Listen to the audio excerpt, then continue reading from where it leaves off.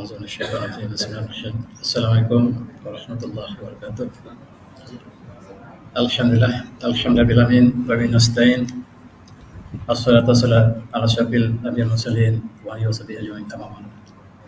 Yang dimuliakan Tuan Imam, Tuan Mursi, Tuan Bilal, muslimat yang dirahmati Allah sekalian.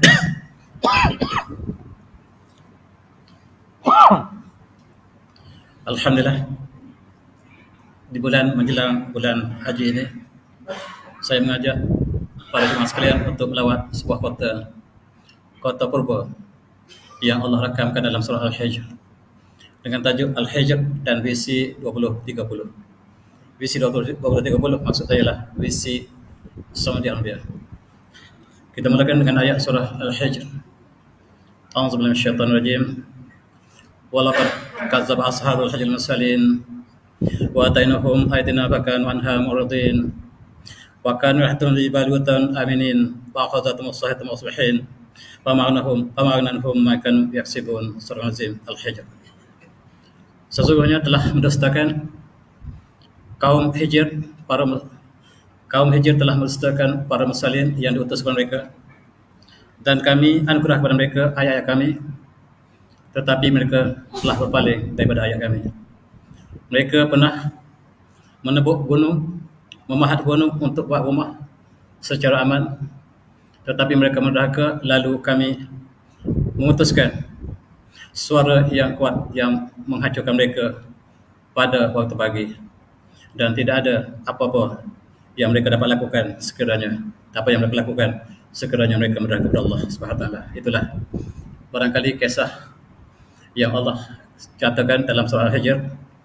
Ada satu kaum yang mendiami satu kawasan yang dipanggil Hijr. Hijr ini maksudnya lah bayangan gunung batu, dan mereka lah kaum yang perkasa. Mereka menebuk gunung untuk membuat rumah.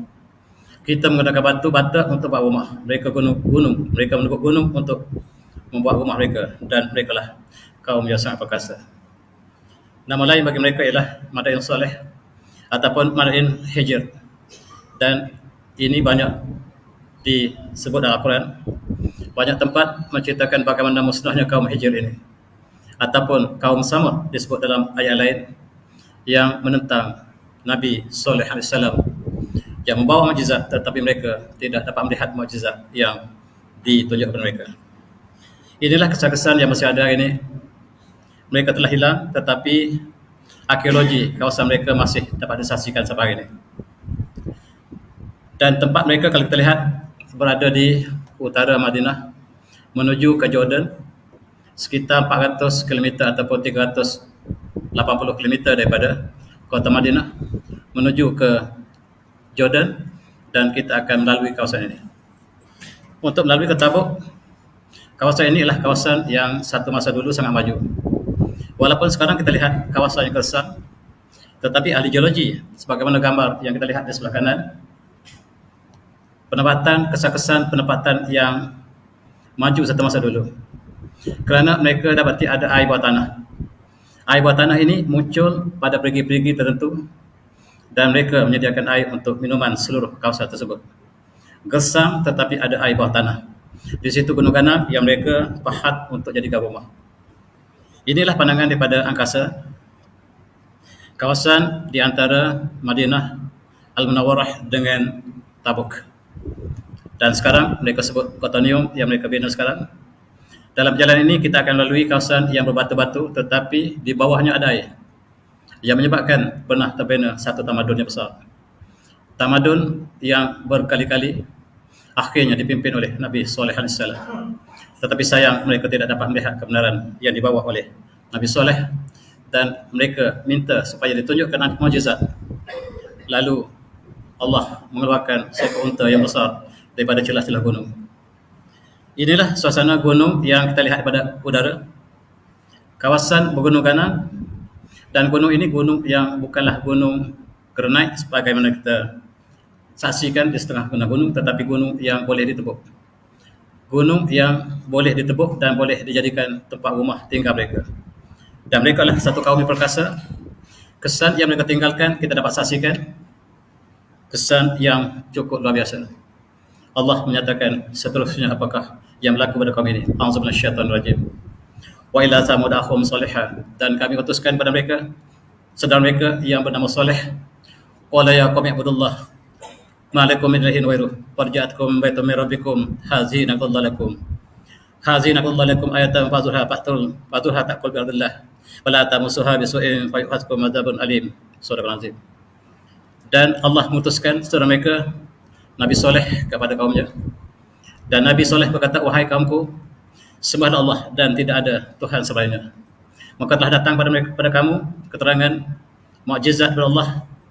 Hazihi naqatullah, ini mukjizat yang kamu minta, yaitu inilah unta yang Allah keluarkan daripada celah batu. Hazihi naqatullah lakum ayah, inilah satu tanda mukjizat yang kamu minta. Fazruha ta'kul bi ardillah, dan kamu biarkan dia mengembara, makan rumput dan minum daripada perigi yang terdapat di sini.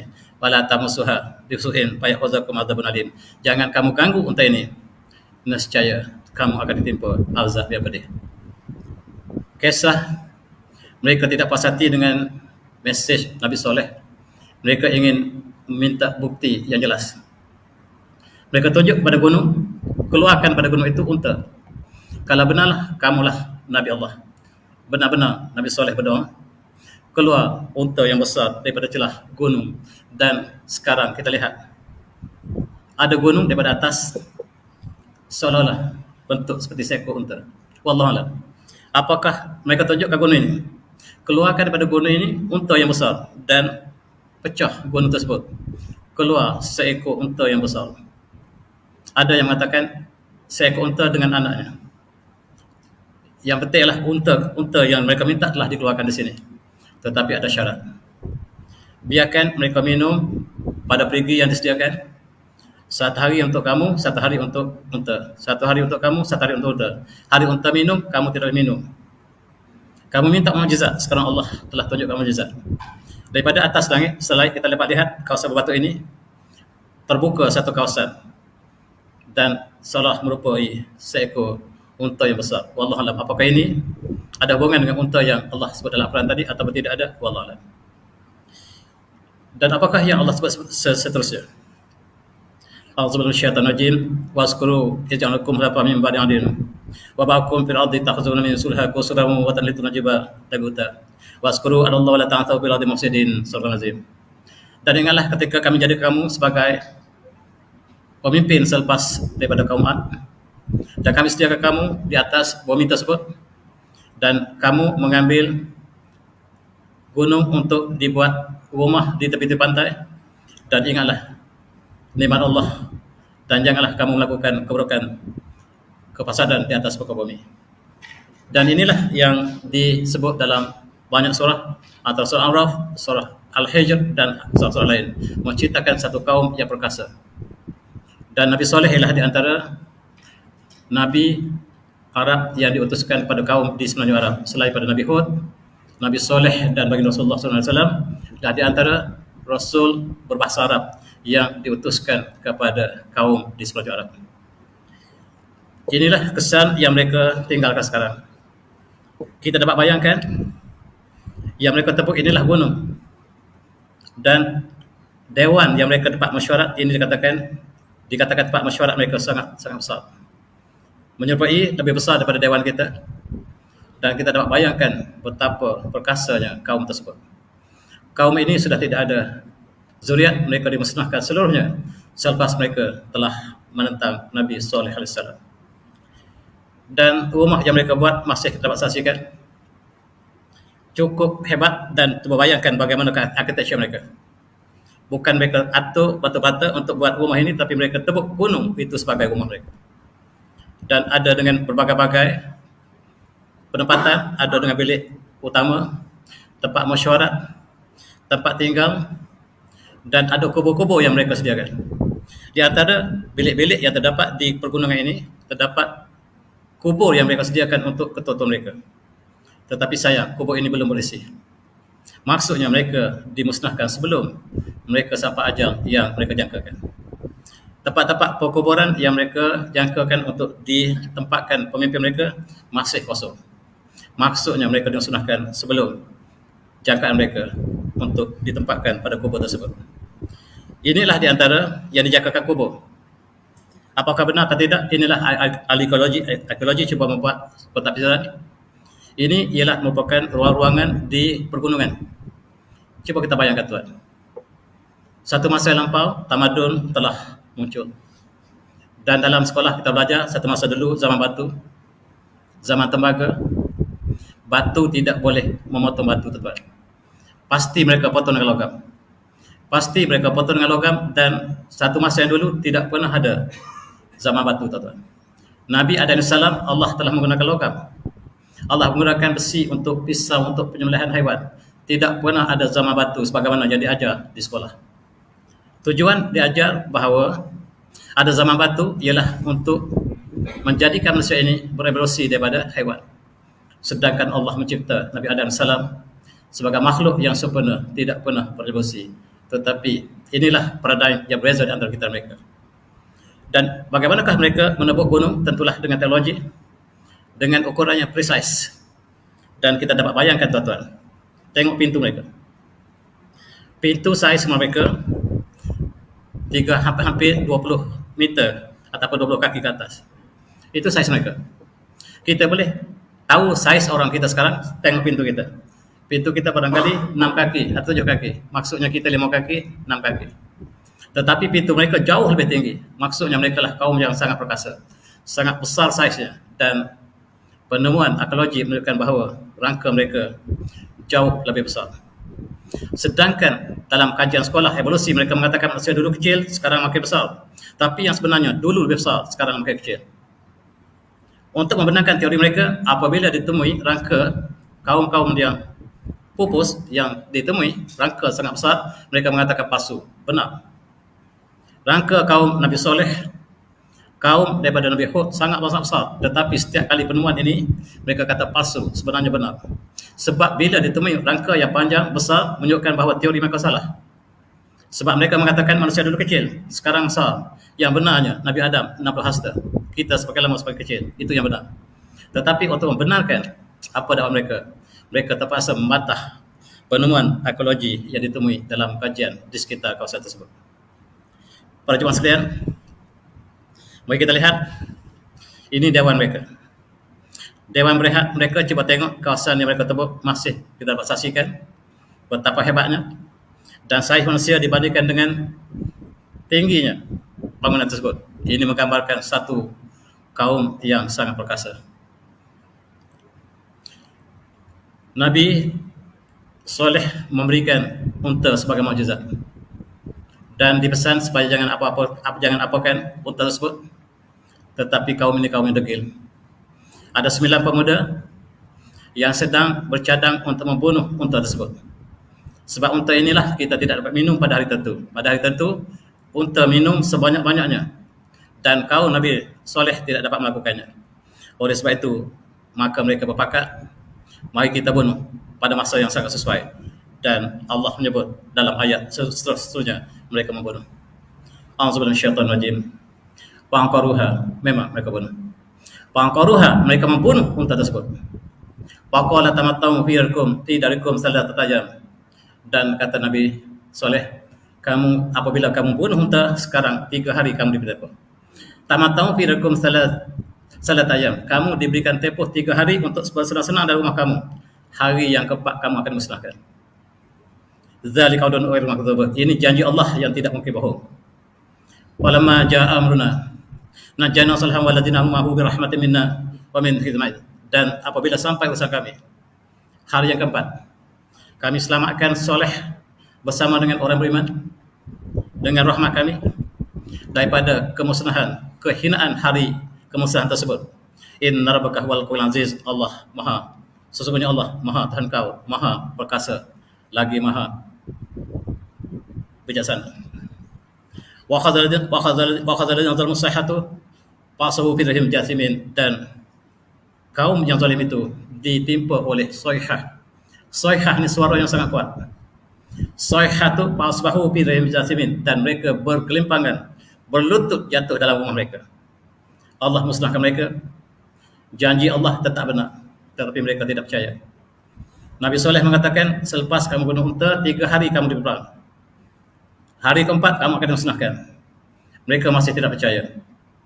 Ahli tafsir mengatakan, umpamanya Ibnu Katsir mengatakan, wa ashabu samud yaumul khamis yaumul wa huwa yaumul awal ladzi fi nazarah wujuhum musfarrah. Pada hari pertama selepas dijanjikan 3 hari tadi, hari pertama tiba-tiba muka mereka menjadi kuning. Nabi Soleh mengatakan, kamu diberikan 3 hari dan esok kamu tengok apa yang berlaku pada kamu. Mereka tidak percaya. Mereka bangun pada hari Jumaat, mereka lihat seluruh muka mereka kuning, seluruh kaum tersebut kuning, yang membunuh dan tidak membunuh. Kenapa yang tidak membunuh juga kuning, tuan-tuan? Mereka sepakat sekata dalam pembunuhan tersebut. Mereka tidak lakukan, tapi mereka redha dengan 9 orang yang membunuh. Semua mereka yang terlibat muka menjadi kuning dan mereka yakin itu benar. Dan fasbahu fil yaumil tsani min ayyamit tajil wa huwa min Jumaah, pada hari Jumaat, wujuhum muhmarrah, dan wujud mereka menjadi merah menyala. Bila wajah mereka sudah menjadi merah, mereka yakin janji Nabi Soleh benar. Dan hari yang ketiga cukup cukup menakutkan, sebab mereka tahu bahawa hari keempat mesti bala datang. Sekarang hari pertama telah berlalu, muka mereka menjadi kuning, hari kedua menjadi merah, dan hari ketiga, walamma asbahu yaumul ahad, pada hari Ahad tu, waqad tahannatu, mereka bersedia dengan kematian. Mereka menyediakan tempat kematian mereka, sebab mereka tahu bahawa benar. Sebelum ini mereka mengatakan bohong, tetapi sekarang benar. Dan hari yang keempat ini, wajah mereka menjadi hitam. Dan pagi-pagi, wasaqta syam jata sahatan mis sama, dan esok pagi-pagi lagi datang satu suara yang sangat-sangat kuat, gempur yang sangat kuat, dan mereka mati bergelimpangan dalam rumah. Sebagai satu tauladan untuk kita ambil iktibar bagi kaum yang degil. Mereka dimusnahkan.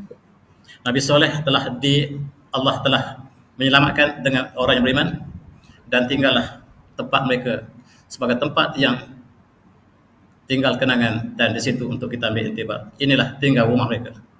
Mereka sudah hilang, tetapi rumah mereka masih ada.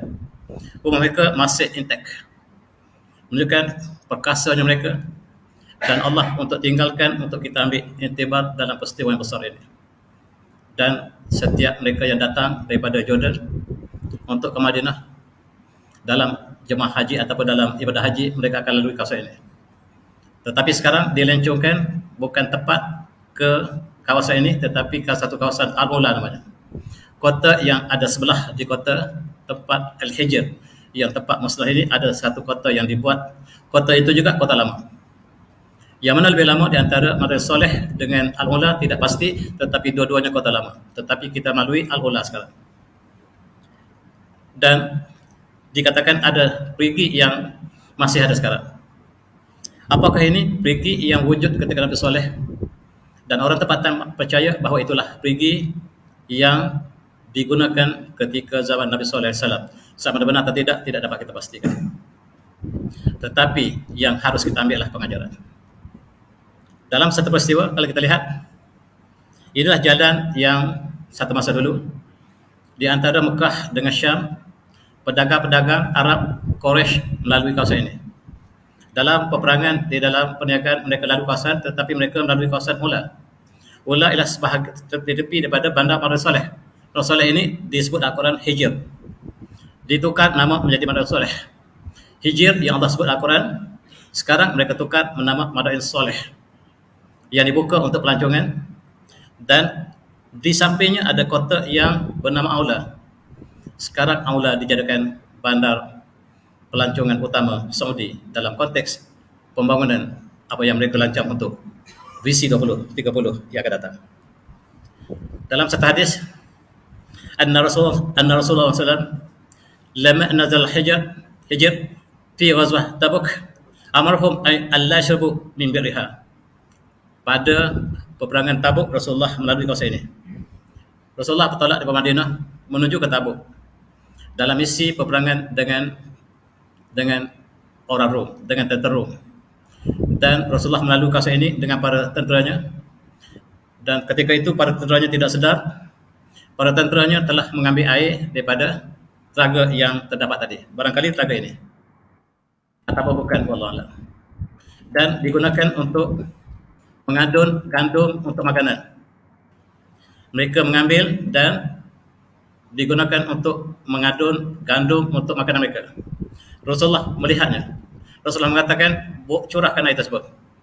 Dan gandum yang kamu telah uli tadi, jangan makan dan beri pada unta, sebab kawasan ini kawasan yang Allah musnahkan dan harus kita keluar dengan cepat kawasan ini.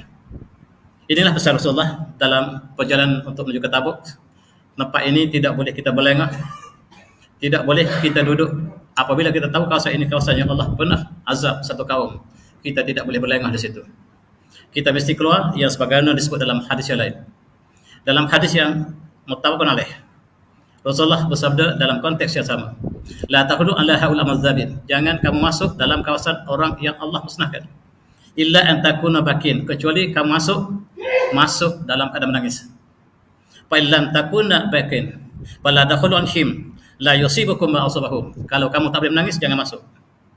Masuk, menangis dan lalu dengan cepat, hanya untuk lalu, tidak boleh berlengah-lengah di situ. Apatah lagi kita berpesta, tidak boleh. Tapi sayang, suasana telah bertukar. Kota yang tidak dibenarkan untuk kita singgah ini telah menjadi kota pelancongan di bawah visi 2030 yang dilancarkan oleh Saudi. Berita yang kita terima, Arab Saudi kembangkan kota yang dijauhi Nabi Muhammad SAW. Rasulullah berpesan, jangan kita berlengah di situ. Kalau terpaksa lalu. Kalau kita tahu tempat itu tempat yang ada tersebut, kita lalu tempat lain. Tapi kalau kita terpaksa lalu dengan menangis. Jangan tidak menangis. Untuk menunjukkan kita kesedihan kerana membayangkan azab yang Allah timpa kepada satu kaum satu masa dulu, supaya azab yang sama tidak terlibat dengan kita. Tidak kita terlibat ditimpa bala yang sama. Dan secara kebetulan Arab Saudi telah kehabisan minyak. Bangunan-bangunan mereka yang mereka bina tergendala, antaranya di Mekah dan di Mina. Mereka mencari punca yang lain. Mereka melancarkan peperangan ke atas Yaman. Amerika menolong mereka. Kita sangka bahawa mereka menolong mereka percuma, tetapi mereka terpaksa membayar setiap peluru yang digunakan untuk menghancurkan Yaman. Saudi hampir bangkrut. Wang mereka untuk visa haji tidak mencukupi. Mereka mencari jalan lain. Jalan yang terbuka ialah pelancongan. Lalu mereka jadikan kawasan terlarang ini menjadi sebagai kota yang mereka sebut kota pelancongan wisata dan terbuka untuk seluruh pelancong. Dan mereka sedang mengembangkan kota ini, kota larangan ini, menjadi kota yang sangat-sangat moden hari ini. UNESCO telah mengisytiharkan pada tahun 2017 sebagai kota yang diwariskan, kota yang di-preserve, yang dilindungi sebagai dunia. Apa untungnya apabila UNESCO mengisytiharkan satu bangunan itu bangunan yang diisytiharkan oleh UNESCO sebagai warisan? Maksudnya kita tidak boleh menggunakan kawasan itu untuk tujuan yang lain. Hanyalah semata-mata untuk sebagai pelancongan.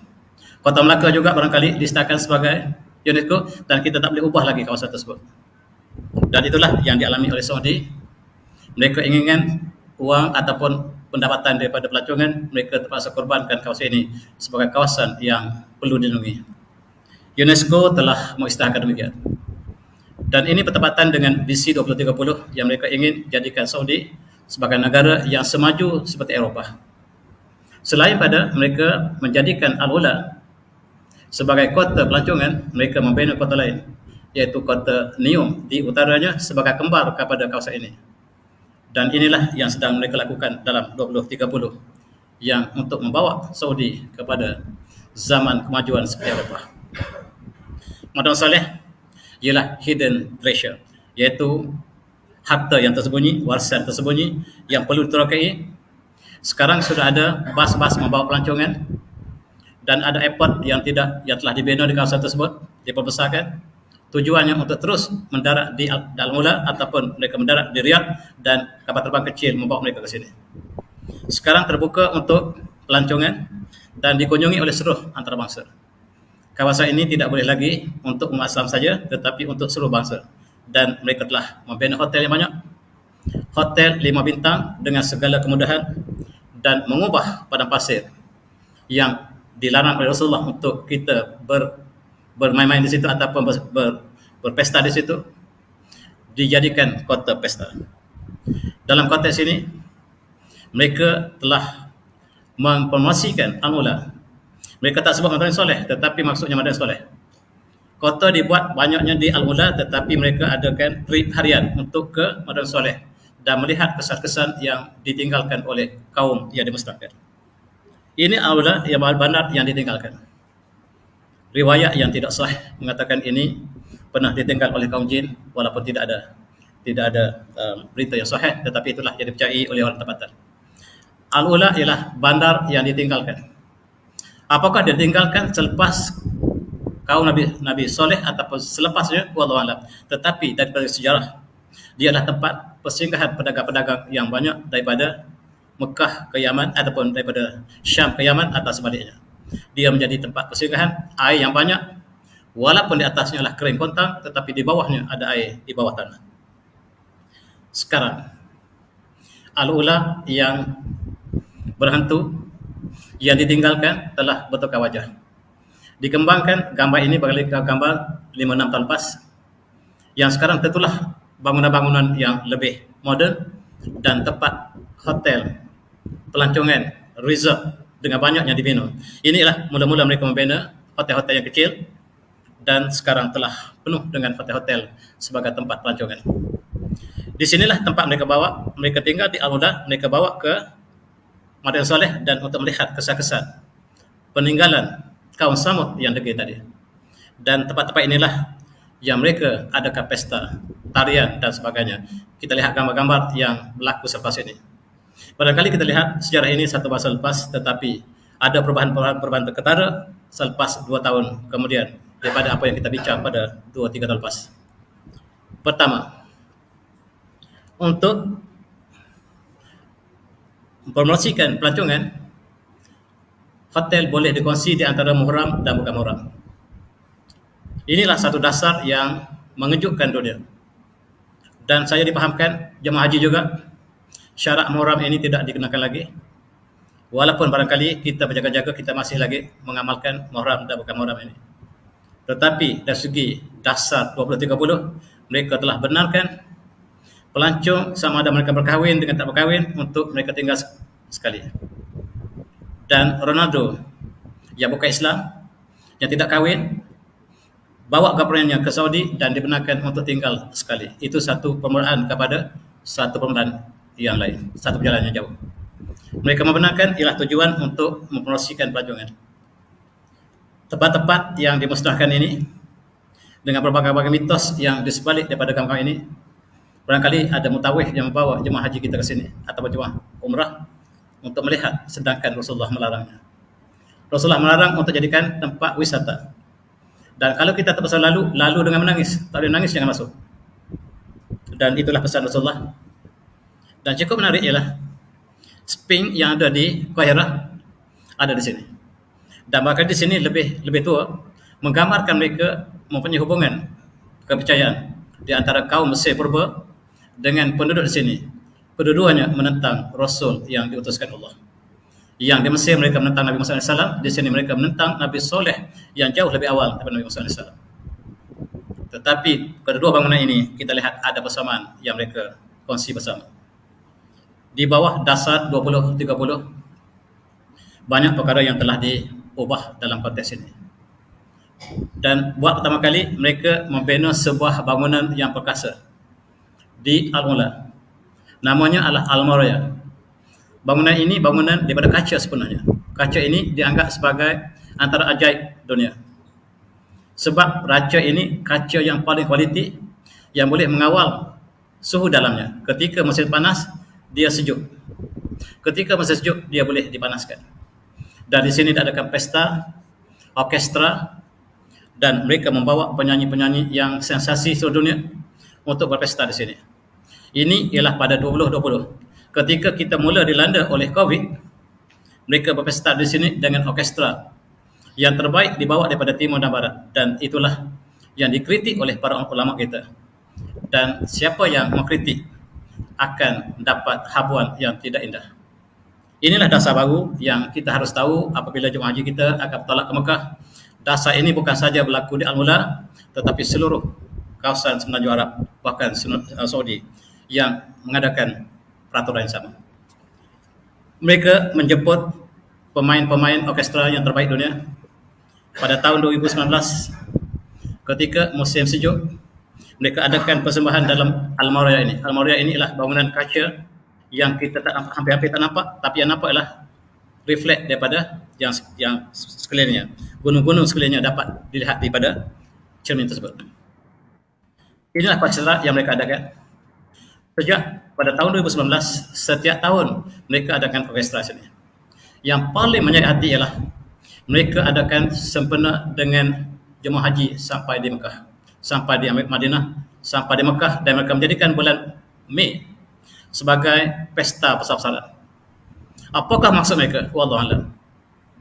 Dan barangkali mereka nak tunjukkan bahawa memang Saudi lah negara yang bersifat tradisi agama, tetapi pada masa sama di aula dipersembahkan dengan persembahan moden yang menunjukkan bahawa Saudi ada dua-dua ciri yang dimasukkan. Satu, tradisi agama yang kekal. Satu lagi lah pembaharuan yang sedang diperkenalkan. Yang manakah akan menguasai? Dan ini mempengaruhi dasar yang dibawa oleh kerajaan yang telah kehabisan minyak ini. Inilah di antara mereka yang mengadakan pesta ketika kita mula dilanda oleh COVID. Mereka pesta dan ialah tokoh-tokoh yang mereka persembahkan di Al-Ula. Dan inilah di antara persembahan di Al-Ula pada tahun yang selepasnya. Setiap tahun selalunya ketika bulan Mac, bulan April, bulan Mei, mereka adakan puncak hiburan di tempat ini. Ketika umat Islam mula sampai ke Jeddah untuk tujuan haji, maka mereka mengadakan pesta di sini. Apakah maksud? Kita serahkan kepada tuan-tuan untuk sama-sama kita dunia. Pada bulan 9. Bulan 9 ialah hari mereka adakan pesta hari kebangsaan mereka. Mereka mengadakan hari cintakan negara. Rakyatnya digerak untuk sama-sama mencintai negara. Dan mereka adakan pesta di aula, di Riyadh, di Jeddah. Simbol cinta kita pada negara. Tetapi mereka mengharamkan maulud Rasulullah. Mereka mengharamkan maulud, tetapi mereka mengadakan pesta kerana cintakan negara. Inilah sebab, kata mereka, inilah simbol cinta kepada negara. Harus kita adakan seluruh di bawah nafsa dengan pesta. Tetapi dengan maulud haram dilakukan di seluruh Saudi. Itulah dasar mereka atas hiburan dan perayaan. Kalau kita katakan maulud adalah cinta kepada Rasulullah, dia katakan bid'ah. Tuan-tuan semati, Bandar Aula telah bermandi cahaya. Mandi bercahaya yang dipromosikan sebagai tempat hiburan besar-besaran. Dan pelancong daripada seluruh dunia akan berhimpun pada masa tertentu. Mereka diberikan visa khusus dan selalunya mereka datang dari Riyadh, mereka terus ke Aula. Ataupun mereka mengambil visa yang umum dan mereka dibawa ke sini sebagai pelancong dan malam telah berpesta cahaya di tengah-tengah padang pasir. Inilah satu perkara yang harus kita renungi bersama sebab Saudi ingin maju semaju Eropah. Pada tahun 2020, ketika itu hari Arafah. Hari Arafah kita mula bertolak pada 8 hari Tarwiyah. Mereka adakan pesta besaran di sini. Mereka adakan besaran di sini. Sama-sama hari kita mula hari Tarwiyah. Apakah maksud mereka? Apakah mereka maksud mereka apabila mereka ambil tarikh yang sama untuk berpesta di sini ketika umat Islam menuju pada Arafah dan dicatatkan live daripada Arafah, live daripada sini. Dan lebih menyayati mereka adakan Arab Saudi Idol, Malaysia Idol, Saudi Idol di kawasan yang sama. Dan inilah perubahan dasar baru yang harus kita fikir bila lagi jemaah haji kita yang bakal bertolak.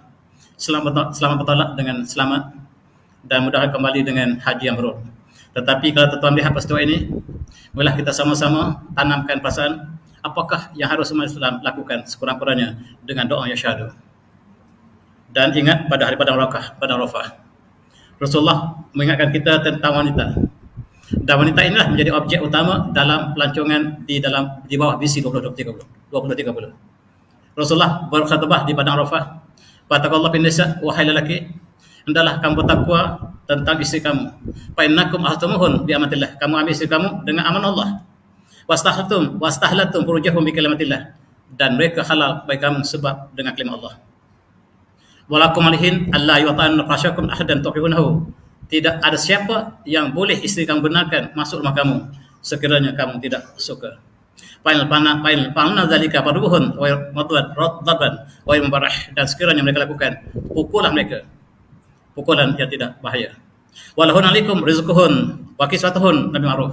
Kamu wajib memberikan makanan, rezeki, makanan dan pakaian pada istri kamu. Walaqad taraktu fikum ma lan tadulu ba'dahu idza tasantu bih. Dan saya tinggal kepada kamu sebaik ini, kata Rasulullah, satu perkara yang kalau kamu pegang dengannya, kamu tidak akan sesat. Kitab Allah, yaitu kitab Allah. Ayuhan nas, wahai manusia, innahu la nabiyya ba'di, tidak ada lagi nabi selepas saya. Wala ummata ba'dakum, tidak lagi umat selepas kamu. Allah pa'budu rabbakum, telah kamu sembah Tuhan kamu. Wa sallu khamsakum, dan solatlah 5 kali sehari. Wa sumu syahrumakum, dan puasalah bulan Ramadan. Wa adu zakat amwalikum, dan keluarkan zakat harta kamu. Thayyibatun biha anfusakum, dan harta kamu membersihkan jiwa kamu. Wa tahajju baita rabbikum, dan kamu naik haji ke rumah Tuhan kamu. Wa ati'u ulati amrikum, dan kamu wajib patuh pemimpin kamu. Tadkhul jannata rabbikum, dan kamu saya jamin kamu masuk syurga. Rasulullah memberikan pesanan-pesanan terakhir supaya kita pegang pada Al-Quran dan menjaga istri sebaik-baiknya. Dan Rasulullah mengatakan, wa antum tusal'anni fama antum qailun, dan saya, apakah saya akan ditanya, kamu semua akan ditanya oleh Allah tentang saya. Fama antum qailun, kamu nak kata sebab apa kepada Allah? Maka mereka menjawab, nasyhadu annaka qad ballaghta wa daita wa nasahta, dan kami bersaksikan Rasulullah telah menyampaikan kepada kami, telah menyampaikan amanah dan memberikan pelajaran kepada kami. Dan Rasulullah mengangkat tangannya seperti itu ke langit dan menyebut, Allah masyhadu, Allah masyhadu, Allah masyhadu, ya Allah saksikanlah perkataan sahabat kaumku, ya Allah saksikanlah, ya Allah saksikan. Inilah detik-detik ketika di padang Arafah dan mereka bersaksi di sini. Ketika kita sedang menghayati Haji Al-Wadha Rasulullah, dan kita ulang sekali lagi di sini setiap tahun, mereka berpesta di sini. Apakah maksud sukar untuk kita baca? Adakah ini secara kebetulan ataupun dirancang? Wallahu a'lam. Kalau dirancang, alangkah malang sekali. Yang kedua, tuan-tuan, mereka menyeru kepada wanita Arab, mari kita bangkit bersama dengan wanita dunia. Kamu ditindas oleh Islam, kamu ditindas oleh Islam selama ini. Mari kita bangkit dengan hiburan. Bebaskan pakaian kamu, mari kita berhibur. Dan Al-Ula adalah tempatnya. Al-Ula adalah tempat kita berhibur. Dan sekarang kamu bukalah pakaian kamu. Yang kamu pakai hanya nampak biji mata kamu, buka.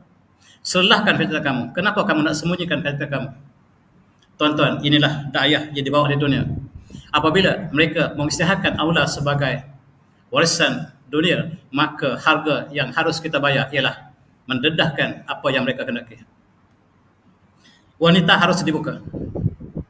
Dan wanita Arab memang cantik. Dan gambar-gambar yang diperagakan di Al-Ula, di Abdul Saleh, diekspor ke negara barat. Orang Eropah baru tahu rupa-rupanya orang ini cantik. Memang cantik. Dan mereka datang untuk melihat kecantikan jewel of the East, ataupun mereka melihat permata yang tersembunyi ini. Dan gambar-gambar wanita dipertutulkan di barat. Mereka mengambil gambar yang sensasi dan dihantar ke barat untuk menunjukkan bahawa Saudi bersama dengan Al-Ula menjadi tempat pelancongan yang baru. Marilah kita sama-sama menjadikan tempat ini sebagai tempat pelancongan. Dan itulah, satu pihak kita berlomba-lomba, kita ramai-ramai ke Madinah kepada Arafah untuk haji. Satu lagi mereka mengadakan satu pesta di kawasan yang di utara sedikit pada Madinah, hanyalah sekitar 400 km daripada Madinah. Ini ialah Saudi baru. Mari kita berfikir, tuan-tuan.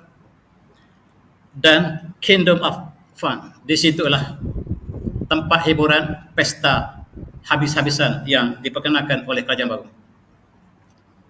Dan kita bertanya, apakah boleh kita melawat kawasan tersebut? Kawasan yang Allah musnahkan. Apatah lagi kita jadikan ini pesta dan ditanya kepada ulama mereka. Ini jawaban ulama mereka. Hujah mereka sama seperti kita baca tadi, seperti hadis tadi. Faqad sabita an-nabi sallallahu alaihi wasallam nahya nahyu al-muslim an dukhul ila mawatin al-murd biha, dan kita ditegah untuk masuk tempat yang Allah telah musnahkan. Dan kalau kita masuk pun seperti yang disebutkan tadi, masuk dalam keadaan menangis. Kalau tak boleh menangis, jangan masuk. Sekarang telah bertukar menjadi pesta. Bukan lagi menangis, tapi bersukaria. Dan lebih malang kalaulah mereka melakukan perkara yang ditegah oleh Islam. Apakah mereka minum alkohol di sini? Kita tidak pasti. Tetapi tanda-tanda menunjukkan demikian dilakukan oleh pelancong bukan Islam. Memang arak diharamkan sejak daripada zaman Rasulullah, tetapi kita lihat ada jualan arak yang bebas. Apakah ini sebagai satu tandanya bahawa Saudi bukan lagi Saudi yang lama, yang menjaga Al-Haramain, dua Haramain, tidak lagi yang menjaga sebagaimana lepas? Dan apakah sikap umat Islam setakat ini? Dan tuan-tuan, sinilah tempat bola madu. Pasangan yang baru kahwin, mereka jadikan tempat ini tempat untuk berbola madu. Dan tempat ini ada satu kisah tempat seorang gadis yang terlarang. Di kota Al-Ula ini, di kota Marad Soleh ini, ketika zaman Nabi Soleh ceritanya ataupun sebelumnya, seorang gadis yang sangat cantik diletakkan di sini. Diminta oleh keluarganya jangan sekali-kali keluar menemui lelaki. Tetapi cinta terlarang telah berlaku. Lelaki datang secara sembunyi ke tempat ini. Dan kebetulannya rambut si gadis cantik tadi rambut panjang. Dan dia menghulurkan rambutnya ke bawah untuk dipanjat oleh lelaki. Ini kisah dongeng. Kisah dongeng ini berlaku di Marad Soleh.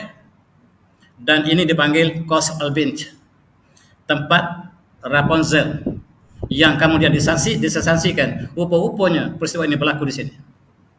Sekarang di sini simbol penciptaan. Di sini adalah cinta, simbol percintaan terlarang. Dan mereka datang kembali untuk melakukan cinta yang pernah terlarang di sini. Tuan-tuan yang hormati, itulah barangkali maksud mereka jadikan ini tempat Rapunzel model. Rapunzel ini kemudian kisah di kaum Samud, dibawa oleh orang Yahudi bersama mereka. Dan apabila mereka sampai ke Jerman, mereka ditulis kembali. Mereka menulis kali cerita ini. Cerita mereka sebut Jabal al-Binti ini ditukar menjadi Rapunzel. Dan terkenal seluruh dunia. Kisahnya lah kisah cinta terlarang di kota Marad Soleh. Dan Rapunzel ini terkenal seluruh dunia. Tapi asal usulnya lah daripada bumi Arab. Dan mereka kembali di sini. Ini penulis Yahudi menulis, menjadikan sensasinya, difilmkan, dijadikan kartun dan menjadi pujaan kanak-kanak seluruh dunia hari ini, yaitu Rapunzel yang berpunca daripada kisah di sini. Lebih menyayat hati. Untuk merakamkan peristiwa itu atau tidak saya tak pasti. Mereka membina patung wanita pertama di Saudi. Saudi membina sebuah patung yang warna biru, simbol seorang gadis. Gadis yang sendiri, yang kecewa barangkali, yang tinggal sendirian. Dan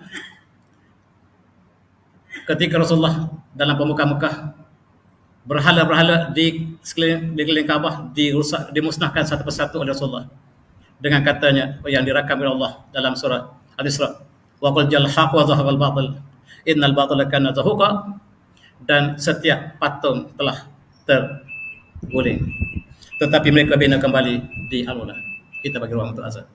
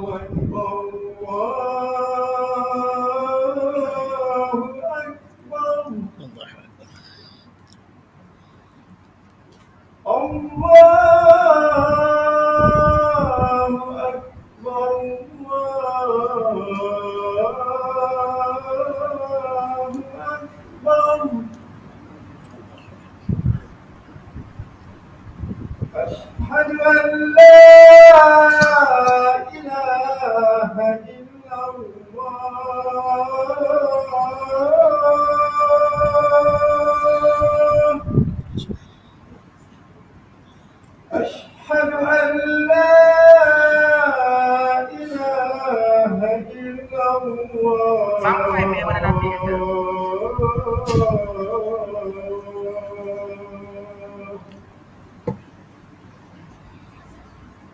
أشهد أن محمدا رسول الله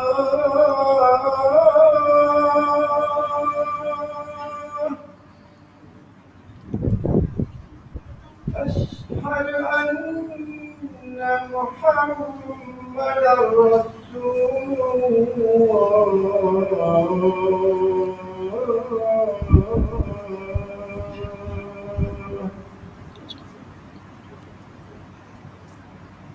حي على الصلاة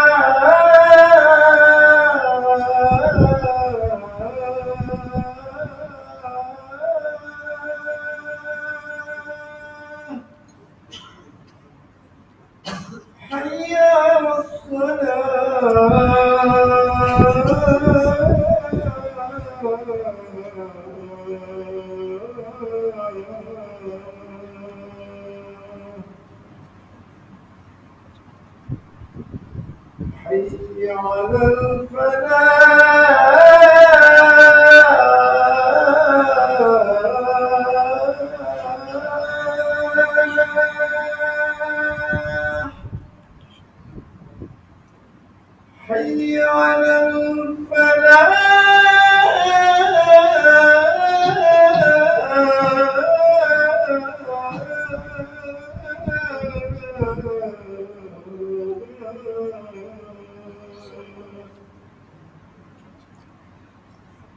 الله أكبر الله أكبر لا إله إلا الله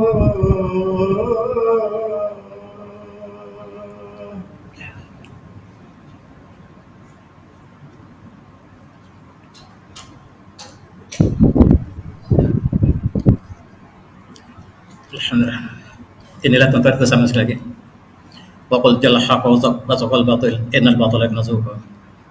Rasulullah telah memusnahkan seluruh pahala, tetapi berhala dibina kembali. Dan dikatakan wajah ini telah dilakukan oleh mereka Eropah sebab mereka temui temulang wajah tengkorak wanita dan mereka bina kembali untuk menunjukkan wajah ketika Nabi Soleh seperti ini.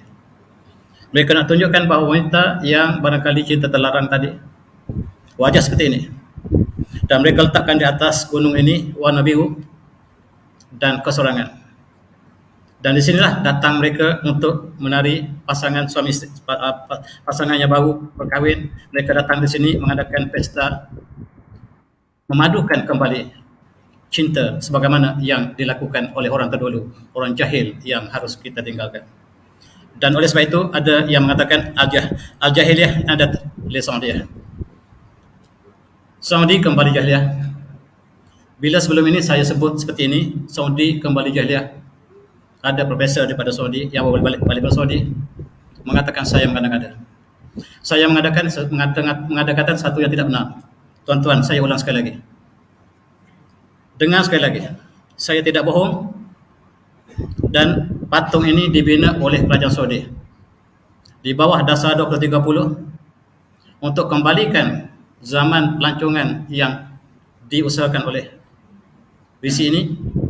Antaranya mereka telah membina patung ini, dan patung ini katanya sedang bertafakur dan sedang melakukan yoga. Yoga ini juga akan diperkenalkan di Saudi. Yoga asal daripada amalan orang Timur yang ada hubungan dengan agama mereka, tetapi sekarang diperkenalkan di Saudi, dan patung ini juga mengambil peranan sebagai proses yoga yang diperkenalkan di sekolah-sekolah di Saudi. Dan inilah orang Arab mula melakukan yoga. Mereka mengatakan kalau kita tidak hubungkan dengan agama, dia adalah sebagai satu latihan. Dan inilah yang dipegang oleh Saudi sekarang. Kita cuba tanya ulama besar mereka. Ulama mereka bernama Syekh Fauzan yang terkenal.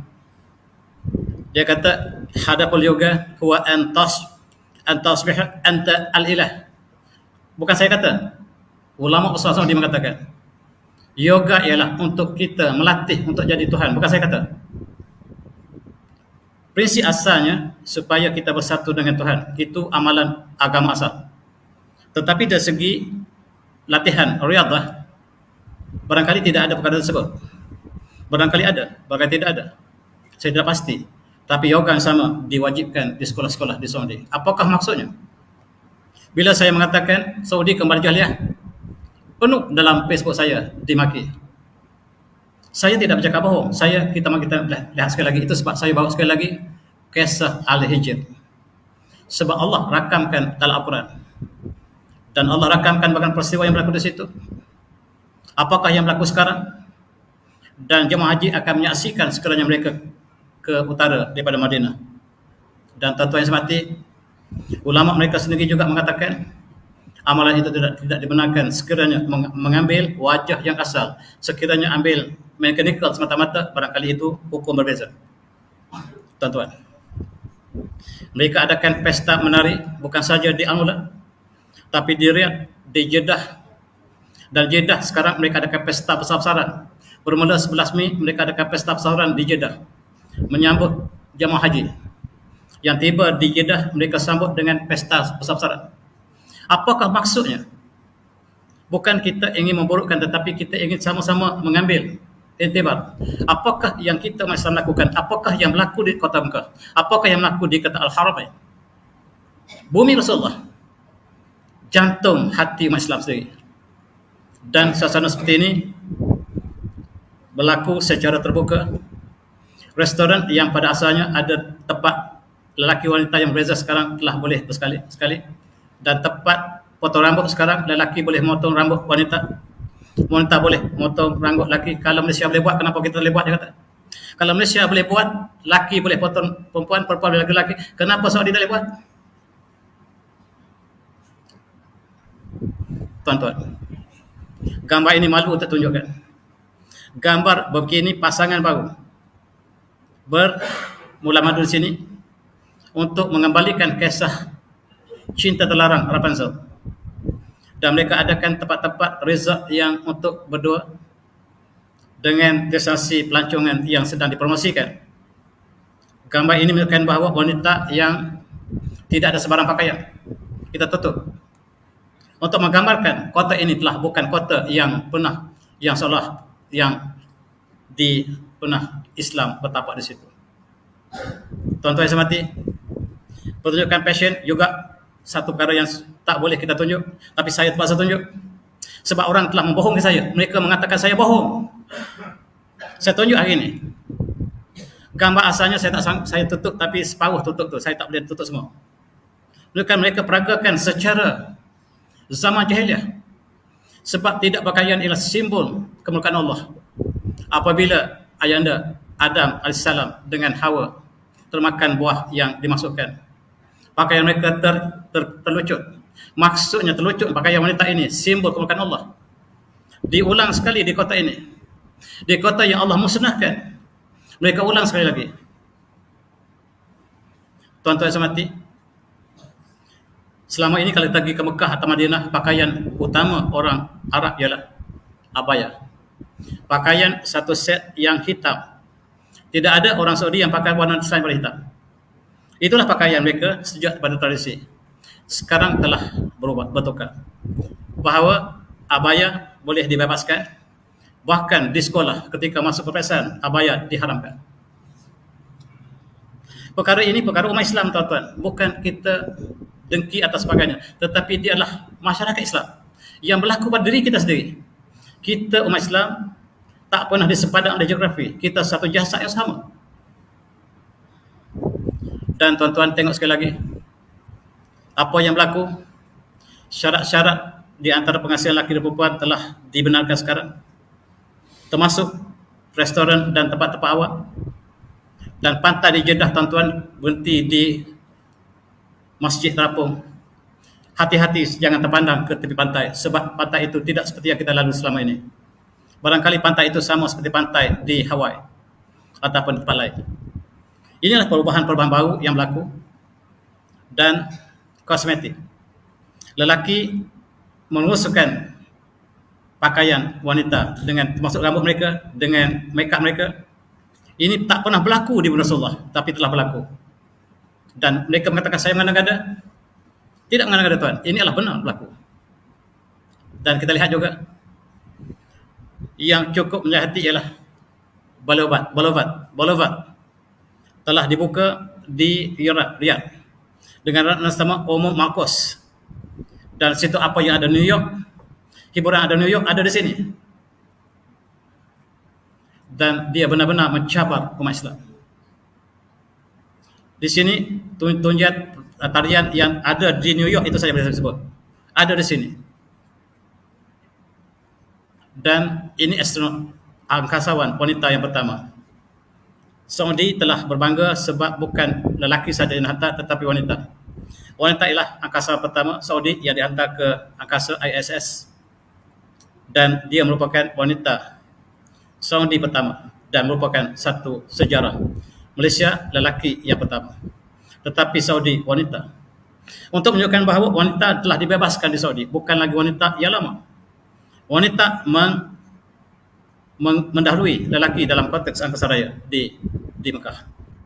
Tuan-tuan, apa yang berlaku ialah mereka buatkan pertama kali 2 tahun lepas merayakan Christmas. Christmas ialah perayaan yang tak ada kena dengan kita. Tetapi di Riyadh, di Jeddah penuh dengan pohon Christmas tree. Di supermarket di Mekah saya tak pasti. Tetapi selain pada Mekah, perayaan Christmas telah diadakan di seluruh Saudi. Apakah maksudnya? Mereka ingin kembali menjadi jahiliah. Dan kawan-kawan kita balik daripada Saudi sangat marah pada saya. Saya tidak maksud untuk memburukkan, tetapi untuk kita semak kembali, untuk sambung fikir. Sebab umat Islam adalah umat yang satu, tidak pernah dipisahkan oleh sepadan.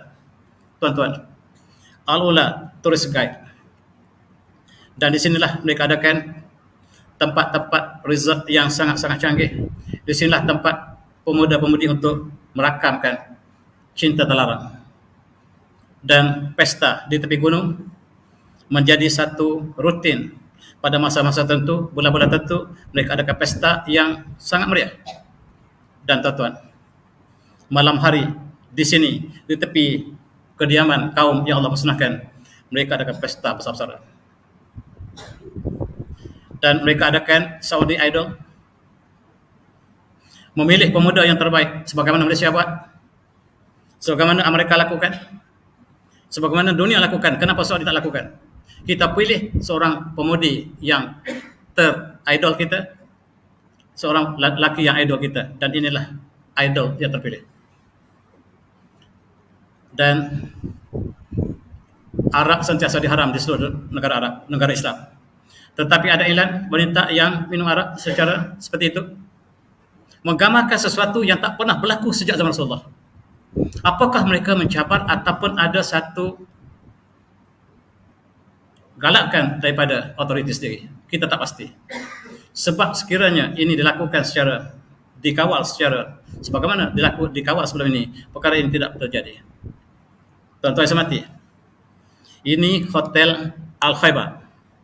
Buat pertama kali dalam sejarah Saudi selepas Islam, sejarah semenjak Arab selepas Islam, bahawa di sini dipromosikan arak buat pertama kali. Dan kata mereka ataupun perkara yang mereka sebut ialah cheese, wine and friends.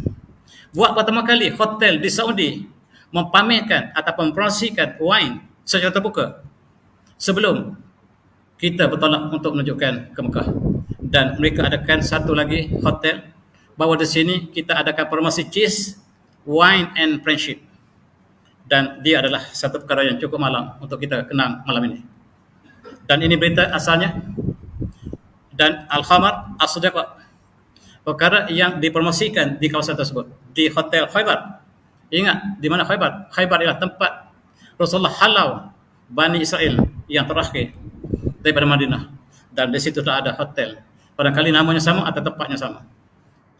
Dan Rasulullah berpesan lagi, la taqulu ala haula al-mu'adzabin illa an takuna bakin fa lam takunu bakin fala taqulu anhum la yusibukum ma asabahum. Rasulullah berpesan berkata, jangan masuk tempat tersebut. Jangan masuk tempat yang Allah telah musnahkan. Kecuali kalau kamu terpaksa masuk dengan menangis, bukan masuk dengan pesta. Sekarang telah bertukar sama sekali. Dan apakah saya mengada-ngada? Apakah saya mengadakan dia tidak ada? Tuan-tuan kajilah kalau saya bohong di sini atau saya tidak benar. Tuan ikut sekali lagi, kaji apa yang saya lalui dan carilah berita-berita yang sahih. Dan apakah ulama mereka tidak membantah? Memang membantah. Ulama Saudi membantah, akibatnya mereka dipenjarakan. Siapa yang membantah dapat hukuman yang tidak dapat kita jangkakan. Ada yang jelas dibawa ke mahkamah dan dapat hukuman 10 tahun penjara ataupun 12 tahun penjara.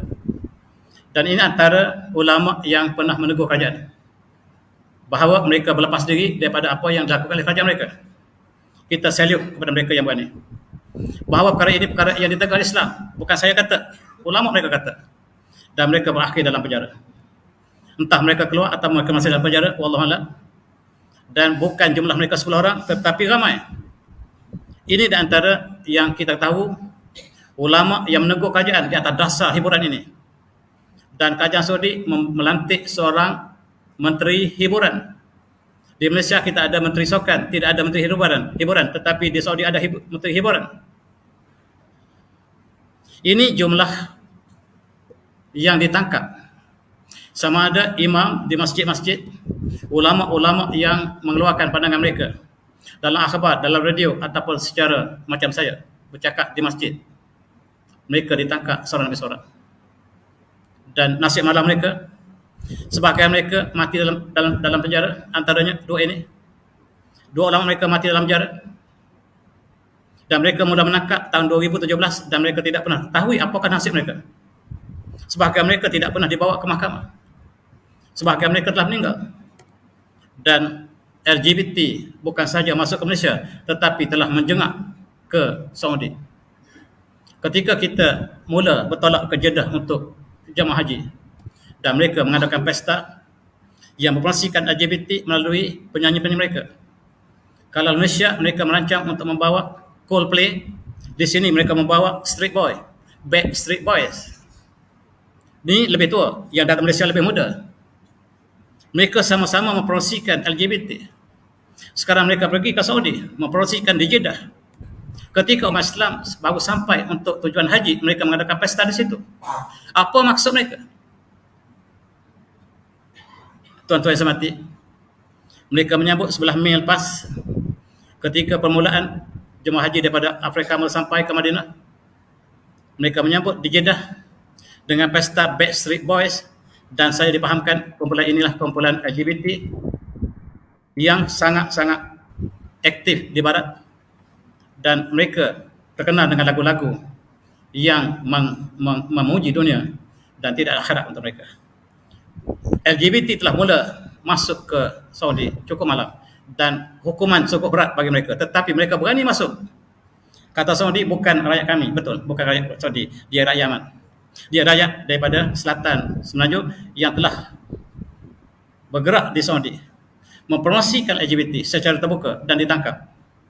Dunia sekarang minta Saudi lepaskan. Dunia, Amerika, Eropah minta supaya pemuda ini dilepaskan. Ini pemudanya. Pemuda ini ditangkap oleh kerajaan Saudi dan dunia sekarang menjerit supaya dibebaskan. Rupa-rupanya yang terlibat dengan LGBT, transgender, rupa-rupanya mereka dinaungi oleh dunia. Seorang pada mereka yang ditangkap ataupun dilakukan di sebuah negara, mereka akan mendapat batahan daripada dunia. Sebab dunia, 80% penduduk dunia sekarang terlibat dengan LGBT. Dan tuan-tuan, kalaulah kita bayangkan apa berlaku kepada kaum Nabi Lut, yang Allah musnahkan sebab mereka lakukan lelaki dengan lelaki. Tetapi dunia hari ini mempromosikan lelaki dengan lelaki, wanita dengan wanita. 2 kali ganda lebih dahsyat daripada kaum Nabi Lut. Dan apakah kita merasa senang dan aman di atas muka bumi sekiranya setiap penjuru dunia melakukan bersama dan kita ambil iktibar dalam perkara ini. Saya minta maaf banyak-banyak kalau kata-kata saya ini sekali lagi menimbulkan kemarahan kawan-kawan kita, dan saya sudahi dengan wabillahi taufiq. Assalamualaikum warahmatullahi wabarakatuh.